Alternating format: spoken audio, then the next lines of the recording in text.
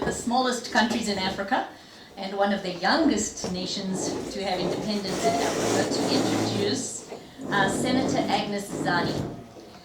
She is originally trained and professional social worker and was appointed in 1993 to the University of Nairobi as a lecturer in the Department of Sociology and Social Work, where she was teaching, mentoring, and supervising students as they develop themselves to become professional social workers and sociologists. She is the author of over 20 articles within her field. In 2013, she was seconded to the Senate of Kenya and serves as a senator today and as the Deputy Secretary General of the Orange Democratic Movement, which is the largest political party of Kenya at this moment. So please let's give her a hand, Dr. Agnes Zani. Thank you very much and good evening. I hope you can hear me. I'm going to move here in a bit, but I just wanted to start off here and just touch base a little bit with what Cassie spoke. In the last session, she talked with a lot of passion about the scenarios that we have developed for ourselves. And the scenario that she was looking at specifically is the scenario of development and how we have moved in terms of trajectory of development. And the question she was asking specifically was, how did we allow, for example, our resources to be expatriated outwards and upwards? In other words, how did we find ourselves in the situation we are in? When we're talking about governance, when we're talking about democracy, you cannot talk about these issues without addressing the issues of development. And when you're talking about the issues of development, automatically then you're moving to a realm of a paradigm of how that development took place. Because as you're assessing that development, you're looking at the issues that leaders had in mind.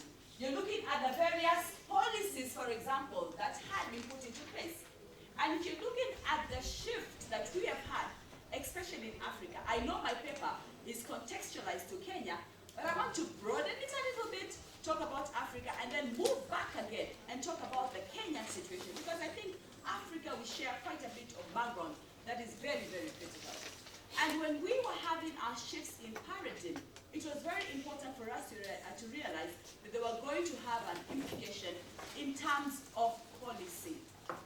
So, if we are not talking about our resources, we're talking about how our resources are being expatriated upwards and outwards. We're actually starting from the beginning in terms of a dependency mindset. Now, where does it all begin?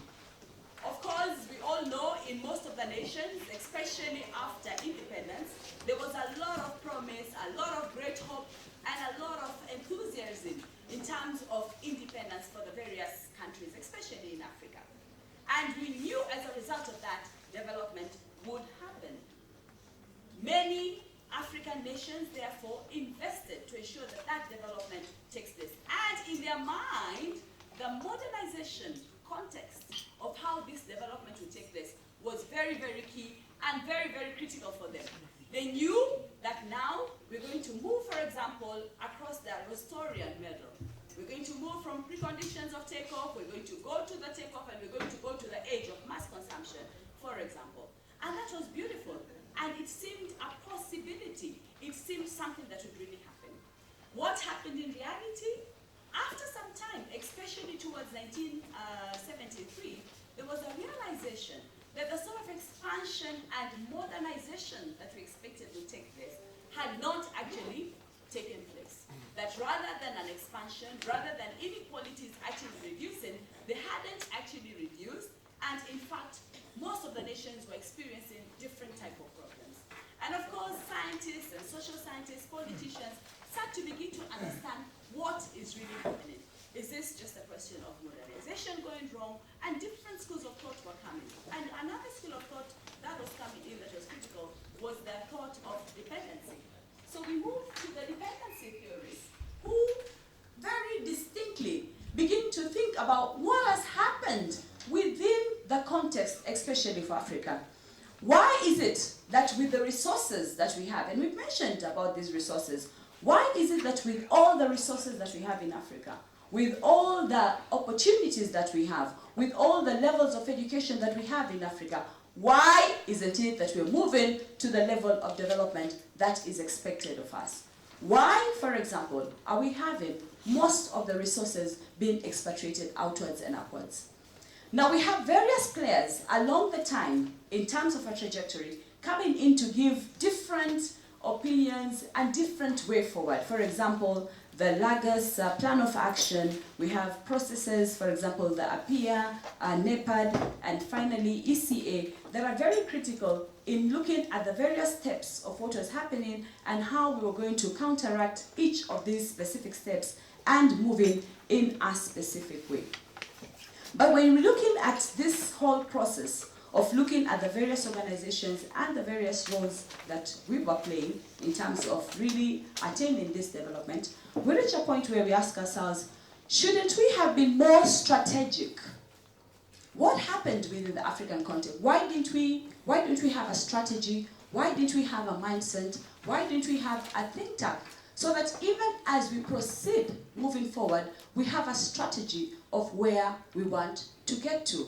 For example, if you look at dependency and what it has done, for example, for the African nations, was it something that we should have thought about? Wasn't it something that we should have had policies over so that we'd be able to control what was happening? Did we look at the future and try to create a template right from the beginning so that we know where we are moving to?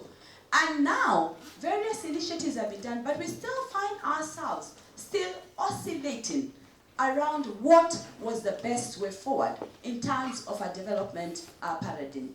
And therefore, if we come back and ask ourselves the question, why did we make the decisions at the right time, then we need to be able to think through the processes that have happened and really what can we do about them. So if we start, for example, with the whole issue of globalization, that has been something also that has affected us, the role of the World Bank, the structural adjustment programs, African Priority Program for Economic Recovery, that is APIA, the African Alternative Framework to Structural Adjustment Programs for Socioeconomic Recovery and Transformation, Comprehensive Development Framework, that is CDF, and New Partnerships for Africa Development, NEPAD, and the process that I will discuss briefly that they took us through and the trajectory that we took us through make us come back now and ask ourselves, was this something that we should have addressed?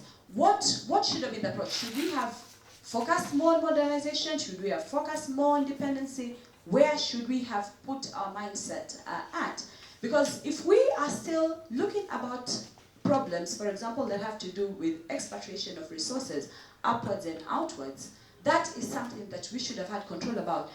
Is the reason why Africa has not developed to the level that it should have developed at as a result of exogenous factors, that is reasons from without, or has it been from ourselves as leaders in what we have done and what we haven't been able to do? And I think we should pause and ask ourselves that question and probably propose various answers, in terms of the model. Because when you're thinking about the model and when you're thinking about the result of that model, then you can begin to think about the issues of governance.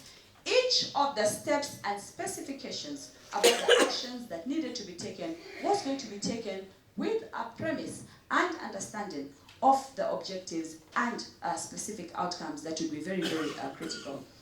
And the level of understanding also then has a direct correlation with the level of policy shifts that took place within most of the African continents. For example, through dependency, through modernization, through structural adjustment programs, there was a sense at every level that we should have been able to look at most of these issues and find a way of addressing them within an appropriate time. Of course, the dependency approach blamed the continent's underdevelopment on external factors. But was it only external factors? And this is the question we're asking ourselves.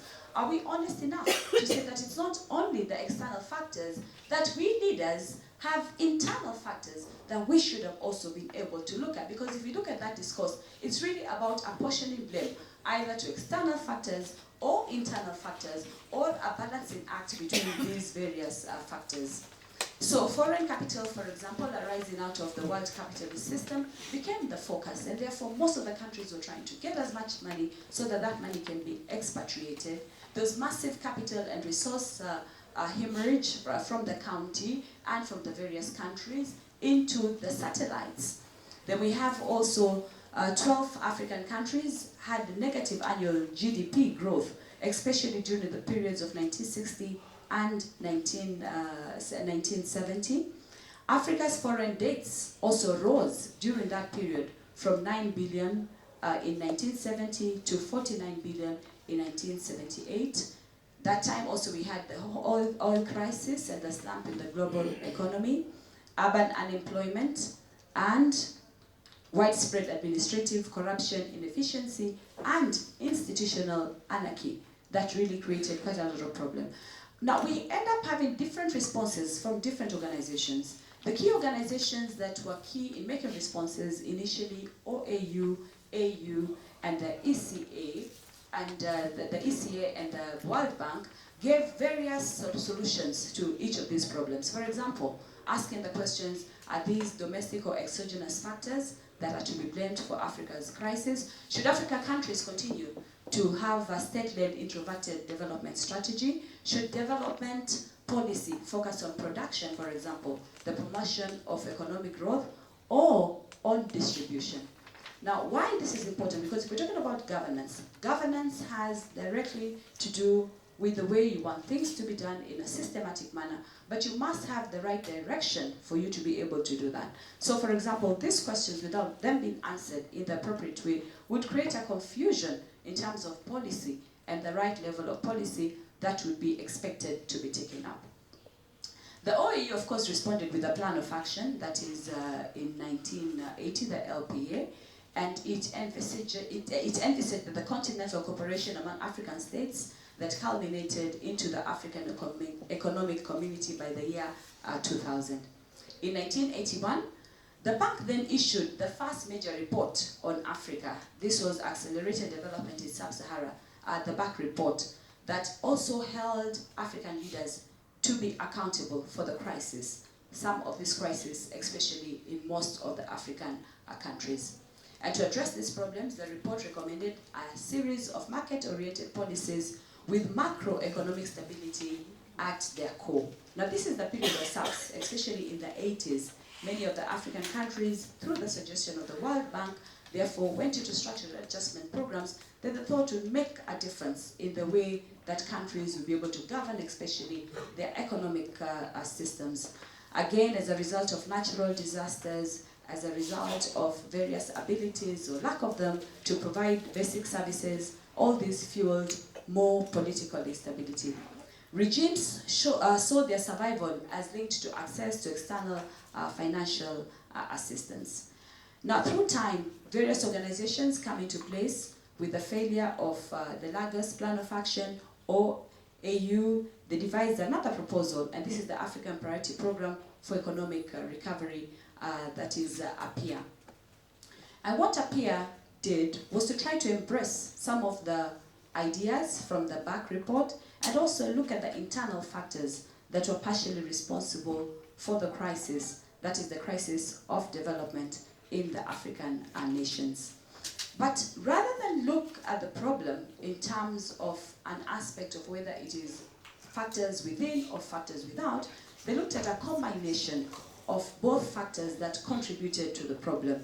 And therefore the idea of shared responsibilities, genuine partnerships, begins to come up as a critical issue that needs to be able to be looked at. In 1989, the Economic Commission for Africa engaged into a process that brought about a relooking at the structural adjustment programs with a view to develop an alternative strategy for addressing the crisis and articulating the role of the state in the development process, and asserted that SAPs are not appropriate for Africa. And throughout the discourse, a lot of to and fro argument kept taking place about the importance and the role of SAPs. At certain times, it seemed that SAPs were not going to work. at certain times, and for many countries, at least 26 countries in Africa, still proceeded with structural adjustment programs that in the long run they were able to make a difference from. So again, we have a diverted development strategy that is misinforming policy and therefore also misinforming the level of governance and the level of engagement that would be required for that particular governance. In 2000, there was a comprehensive development framework where the World Bank had a new development framework and approach which really encouraged a more balanced development. Stronger partnerships among governments, donors, civil society, focused social, economic, political environment and cultural aspects also coming in as critical, and not just looking at the economic aspects. Policy level conditionality, which would allow donors to be more selective and limit foreign aid to countries with good, which were good or which had good policy environment that balanced all the factors, external and internal, but tried to create a conducive environment that would lead to development within those particular countries. The second last effort that was made in this trajectory is NEPAD. That is another initiative that gave a promise to African leaders that African leaders would be able to deliver good governance, peace and security in return for increased foreign investment. And this was a program that was proceeded and led forward by Presidents Thabo Mbeki, Obasanjo and Wade, really looking at the vision of an African reconnaissance, being able to look back and see how we could be able to gain from the glories of the past and project these into the future. But even with all this, the goals, for example, including GDP growth, did not really improve. We only have 7% per annum, and the achievement of the International Development Goals by the year 2015 had not been attained. NEPAD continues with its various efforts, also selects priority sectors at sub-regional and continental levels, and suggested ways for bridging the infrastructural gap. To help achieve the projected inflow of funds, the initiative then set up capital flows initiative and market access initiatives that were able or focused trying to help Africa's problems in nearly all areas, make them more responsible and more proactive. One of Africa's major challenges is to strengthen the capacity to govern and to develop long-term policies. Throughout all our discussions, because when you're talking about policies, when you're talking about leadership, when you're talking about governance, you cannot do this without a sense of the direction in terms of the basic policy framework that is required for that specific development that is very, very necessary. In addition, advocates still viewed partnerships that were fundamental, that were there, for example, partnerships that led to globalization processes, as processes that did not automatically reduce poverty and therefore reduce inequalities. And therefore, it was important for them to find ways of looking for more ways of having a shared responsibility and mutual interests. So the key questions through the various initiatives that have been made by African countries at different times, at the historical points at which they were grappling with their own development problems, led to the key question to ask whether African leaders were they going to be able to deliver on the promise of good governance? Were they going to be able to deliver on the promise of good governance? Were they going to be able to have proper peer review mechanisms that we spoke about in the morning that would be able to be put into place so that other leaders would be able to peer review other presidents within the region? Will the international community provide the necessary funds, for example, for NEPAD's initiatives? All those were critical questions. Can African leaders and the international community balance the continent's short-term needs with the long-term objectives of NEPAD? And NEPAD goes on with an initiative that tries as much as possible to bring the willingness of the developed countries so that they can create this sort of partnership, global partnership that would be critical for them. Now, as to whether NEPAD will succeed or will not succeed, and that whether there will be a benefit or whether there will be integration within the global economy, that is yet to be seen. That background was really to give us an idea of the turmoil that Africa has had in matters governance. Because if we're talking about governance, we cannot be able to do it without looking at that background and that history. But then we come now to the scope of good governance itself and ask ourselves, what is this good governance? What are the tenets of good governance? Tenets of good governance are ingrained and well grounded, where there is sustainable development and democracy. In Africa, many countries, including Kenya, Tunisia, Zambia, for example, have had, like we had in the morning, new constitution put into place. But we're asking ourselves, is that enough? If a new constitution is put into place without the mechanisms and the interests of the people to follow through that constitution, then we might not really be able to have it as a tool appropriately used for good governance. What is the scope of good governance? What does it entail? It entails principles of good governance: efficient, effective, and sustainable use of resources, responsive and accountable measures, integrity and transparency, inclusive approaches, and democratic ideals. It is a term used in the international development literature to describe how public institutions conduct public affairs and manage public resources. Governance is the process of decision-making and the process by which decisions are implemented. Depending on how they're implemented, then we talk about either good governance or poor governance. And then it applies to the various areas. It applies in the areas of political governance. Most of the time when we talk about governance, we focus in on political governance. But we can talk about political governance, economic governance, corporate governance, institutional effectiveness and accountability, capacity building, and addressing human rights, which is very, very critical. When we look at the situation, especially for Africa, what is the progression? Is governance in Africa, do we think, is it static?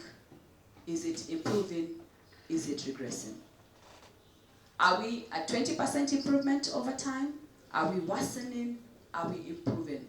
Do we have a general feel of what the impact of good governance has been within the African context? That's a question for us to answer. But when we're looking at the issue of, again, good governance, we need to look at the citizens', for example, opinions on governments. What do they say? What do they feel? Do they feel incorporated? Do they feel that they have a role to play, for example? What are the components and indicators of this governance over time? Is it across only political indicators, for example, in terms of voter turnout? We might have very high levels of voter turnout, for example, but if people have turned out to vote, but they don't have a free and fair election where they're able to choose the people they want to choose because of election malpractices, then the voter turnout in and of itself is rendered not very, very helpful. Competitiveness in political systems and how those work, and legitimacy of political frameworks that become very, very critical. A study was done by Economic Commission of Africa. This was a project that was aimed at measuring and monitoring progress towards good governance in Africa. And this was based in 28 countries, including Benin, Malawi, Morocco, Namibia, Nigeria, Rwanda, South Africa, Swaziland.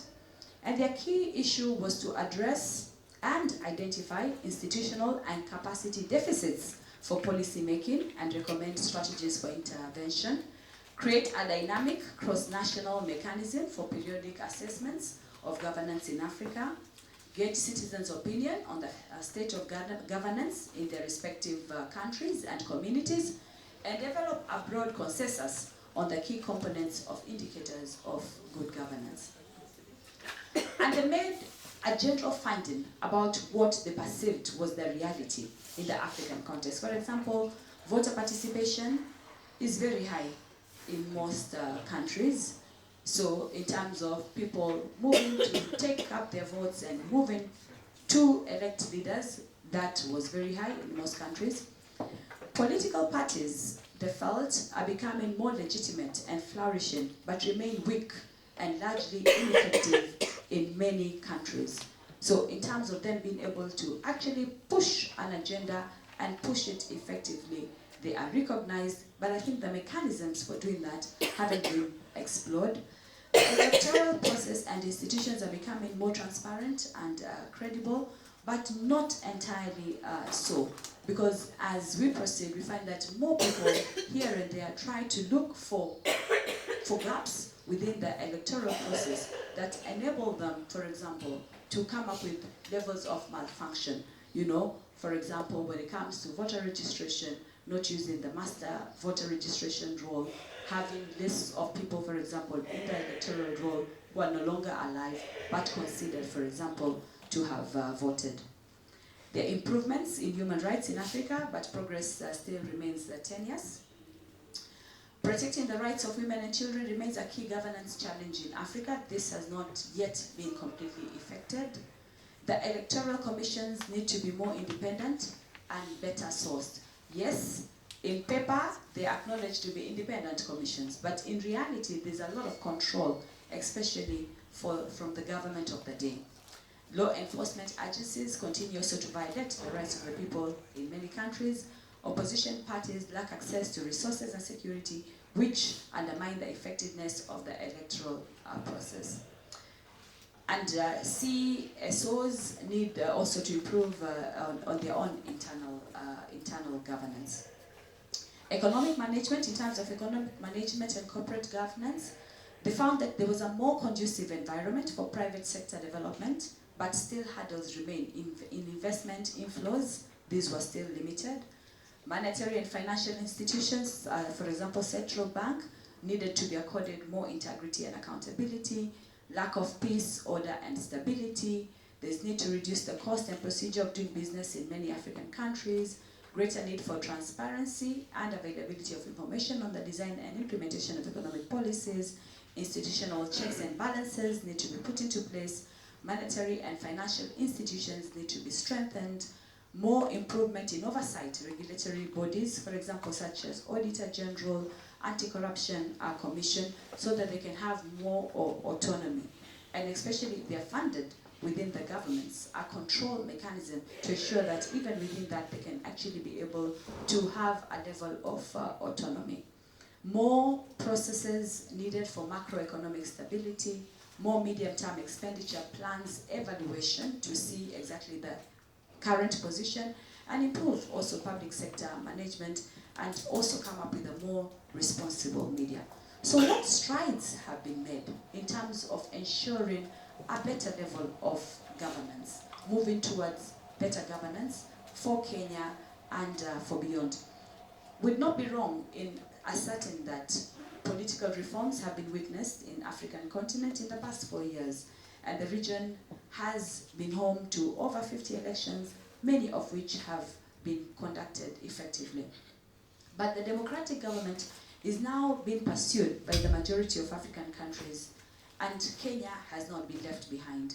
These developments mark what is perhaps an even more important turning point for the region for improved governance. Such governance is crucial in enduring and ensuring that economic growth actually takes place. For the Kenyan case, we have been moving on and struggling with good governance, having improvements, but not yet 100% there, like would be in the other countries as well. Kenya held its first multi-party elections in 1992. That was a very big breakthrough. Prior to that, we'd been a one-party de jure state. This was followed by another election in 1997. These were later followed by the disputed elections in 2007. That were the basis of our coalition government. That coalition government gave us an insight about being able to oversight and being able to control the excesses of one government from another government. If we look at what happened during the coalition government, in terms of the issues that came out, in terms of the programs, in terms of the progress, a lot of progress was seen at that particular time. We had also the 2012 and 2013 elections that ended up in the Supreme Court ruling, and we also have the next elections coming in 2017, and this will be the first in a devolved state. Kenya has passed the Constitution 2010 that has really given a lot of promise for Kenyans in terms of the principles of governance that are enshrined in that Constitution. Principles of patriotism, national unity, devolution of power has been very, very critical. In Kenya now, apart from the central government, we have 47 county-led governments. And the idea is to really bring down devolution, devolved units, to and closer to the people so that their social and economic needs can be considered faster. And therefore, with that level of devolution, the issues of human dignity, equality, participation, democracy, and sustainability of such good governance are expected to be upheld. Social justice also is expected to be improved. But the various challenges that we have faced over time, for example, in terms of protection of votes, ethnic voting blocks. I think in the morning we've been talking about the whole issue of ethnicity and people voting as a result of their sort of ethnic backgrounds and projections based on the various issues. Issues of transparency and accountability of funds. Issues of corruption, promoting social and cultural rights. This become very, very critical. But I think we've also found a voice in Kenya. Now you find many citizens, many Kenyans will come out and speak, either in the media or out there to others about what are the tenets of good governance. The Constitution has given them a space where they feel that they can actually mention and talk about things and that they can be heard. And therefore, for us to talk about governance, we have to talk about good governance, but we also have to talk about the sustainability of that good governance. That sustainability comes when there's transparency, accountability, participation. That sustainability comes when there's an education, civic education, that people know what is expected as a result of them being citizens, as a result of good governance within the country. There's a clear sense of citizenship, and therefore the government can use this as a basis for better and more ingrained good governance. Good governance entails efficient use of resources for production of services, protection of human rights, and defense of these same rights. Now, when we're talking about sustainable governance, especially, we can talk about it at two levels. We have the set of written laws, but we also have a set of unwritten laws. And I think we said it here in the morning, sometimes it's the set of unwritten laws that becomes critical, even in sustaining that good governance, in understanding the roles, the values, the promise that people have, and the vision that people have in terms of what brings them together, the dream of the country that they want to be able to have. And if you look at most of our systems, and it was mentioned earlier, that we don't have educational systems, for example, that keep ingraining these values. We have a situation where somebody is planning to be a professor in mechanical engineering, in mathematics. Very little effort is made in instilling these values very, very early within the citizenry, so that they can feel that governance, issues of governance, is something that comes naturally to them. They can put systems into place to ensure that these have also been sustained over time. Sustainable governance has to do with the manner in which responsibility as well is discharged. Such responsibility, for example, through election, through appointment, through delegation, becomes very, very critical and very, very important. It is often asked in Africa that Africa is rich, but why is Africa poor? Why are the people who live in Africa poor? And many people say that the reason for this is poor governance. We haven't found a way of translating our resources using good governance so that we can actually reap from these specific resources.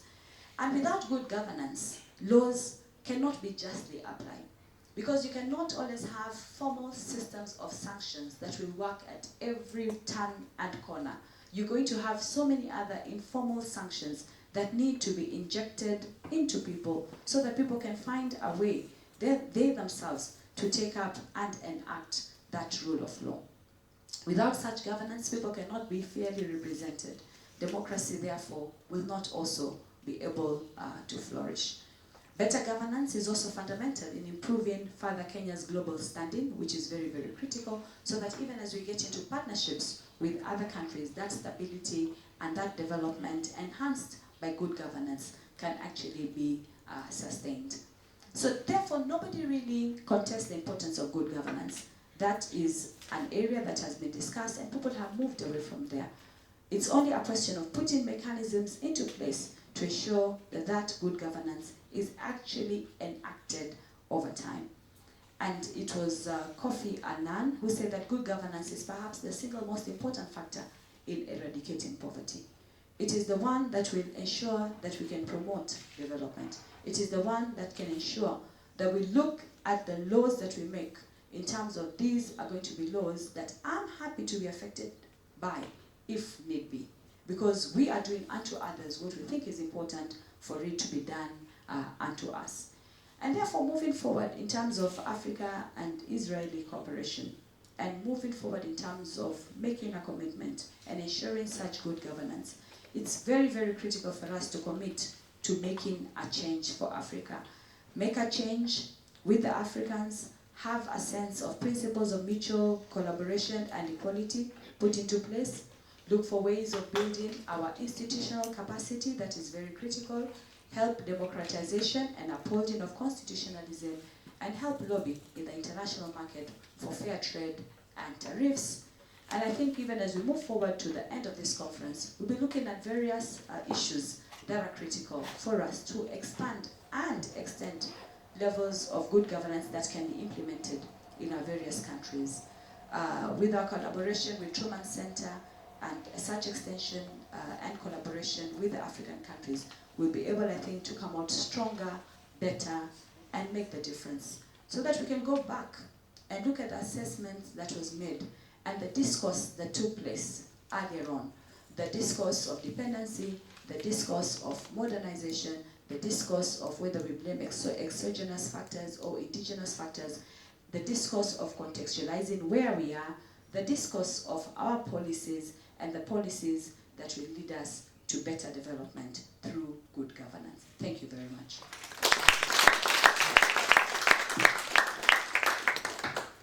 Any question? Nobody has a question, I suppose. Okay, I'll invite